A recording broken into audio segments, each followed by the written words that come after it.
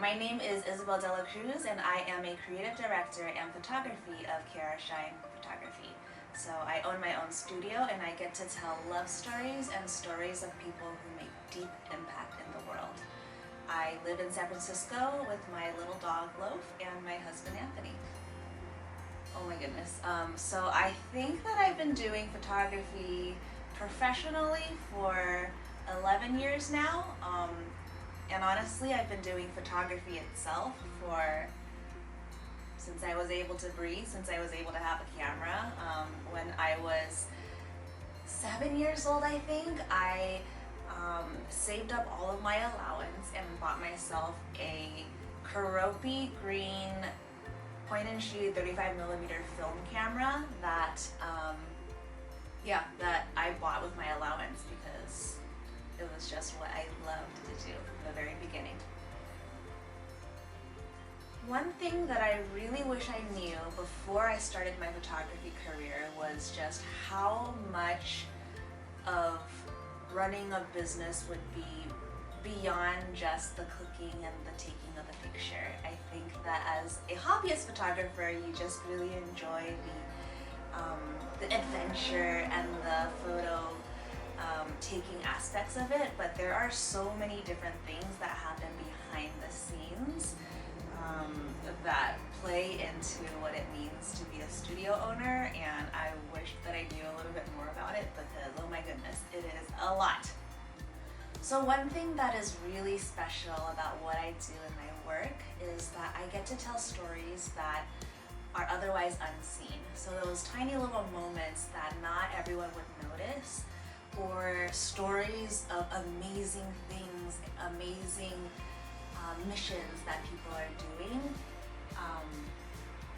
You might not necessarily see it, but what I get to do is I get to know the people really closely, and I get to help their story to become seen. I get to tell people's stories, and that's really beautiful.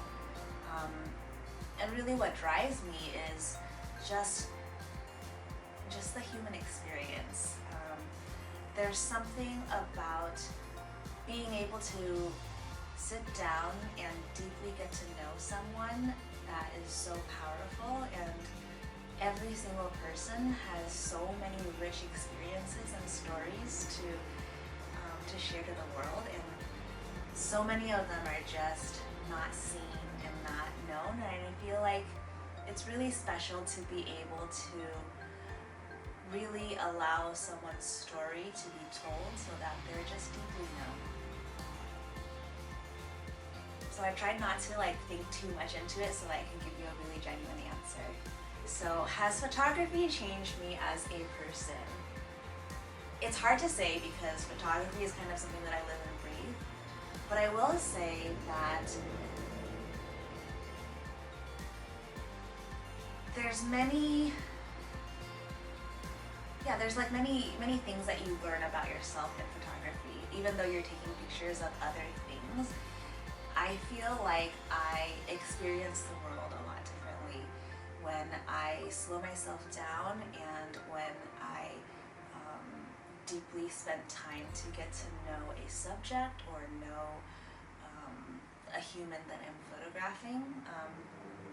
There's a lot of reflecting that happens when you are creating art that's authentic to your subject, and I have evolved a lot from the beginning in my approach of how I photograph people, and yeah, I would say that it's definitely changed the way that I see the world.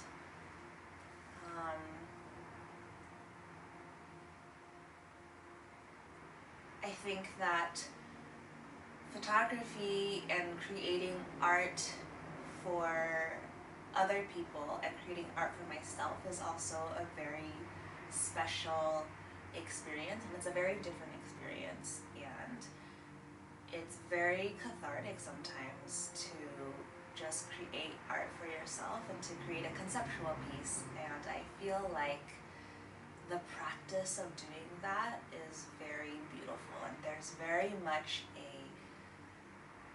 metaphor of actually there's many metaphors in photography, right? Like when you are a photographer, you are essentially someone who chases the light, and you are someone who tries to capture that light. And I feel like when I perform photography, when I dive into it, that's just something that I'm constantly doing, and I constantly develop more in that space of how do I find things in a new light, how do I see the light in people and see the dark in people and be able to capture and tell their story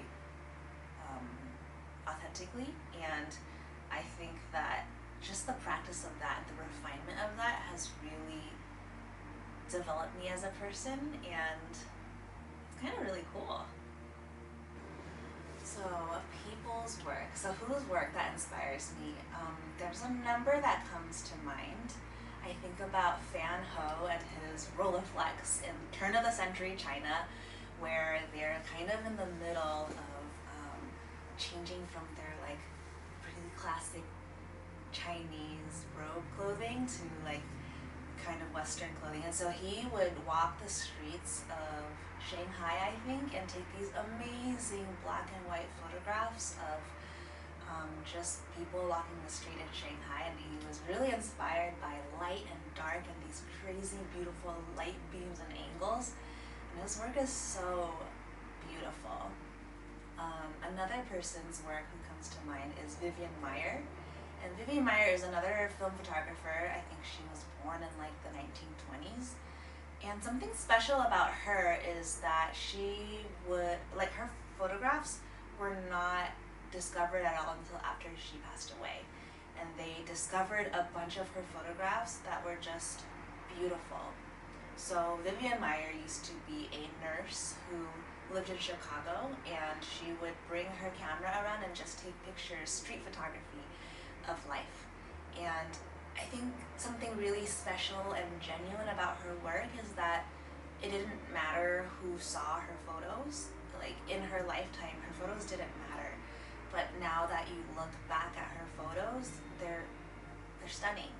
She captured just this authenticity about the culture and the humans and just the society around her in such a real way that really is just a time capsule to her time. And I think that something really special about that whole practice of photography is that the photography is her own, and that's her capturing her experience and the people around her. And like nowadays, people really care about their Instagram following.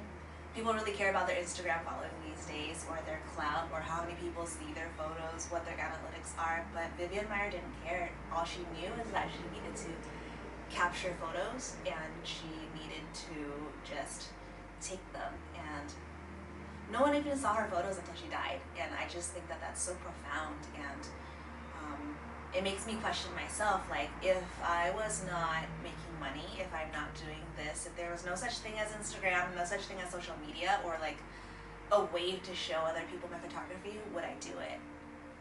And I ask you guys that too, right? Like, what are you creating art for? It's just, yeah, and I think that actually shows you who's a true photographer and who isn't. Like, it really questions your intentions on what you do as an artist. Yeah. So one piece of advice for someone who's starting out, I'm going to say this like to past Isabell. So if I could give one piece of advice to past Isabell just starting out in photography, I would say to not be prideful, to throw that all away. Your first millions, maybe not millions, but your first couple thousands of photos are going to be horrible.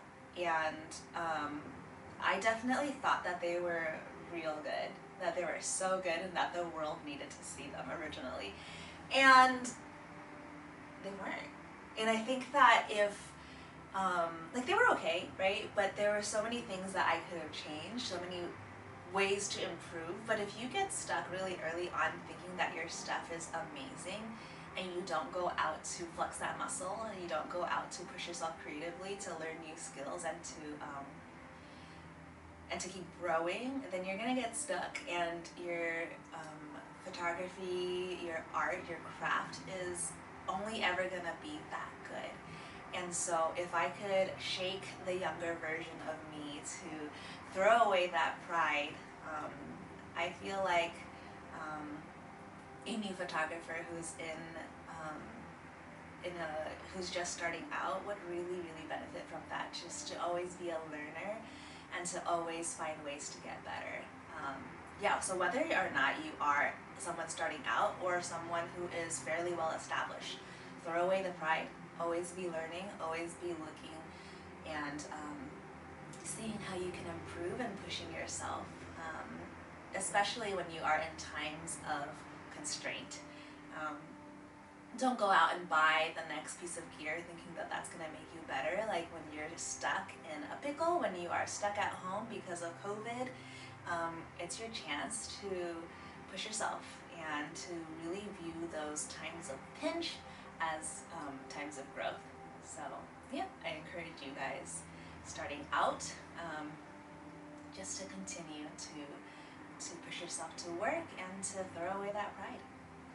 So if you guys are interested in seeing my work is available on my website at www.chiarashine.com. Chiarashine is spelled Chiarashine, and you can also find me on all other social media, so like Instagram, Twitter, whatever is out there, all at Chiarashine. So yeah. And sometimes people ask me what Chiarashine means, and so Chiarashine is kind of a play on words, but also a kind of a life message to myself of what my purpose is. And so Chiarashine means it's a play off of the art term chiaroscuro, which is the composition of light and dark in an image. And Chiarashine is forever a reminder that I always need to be chasing the light.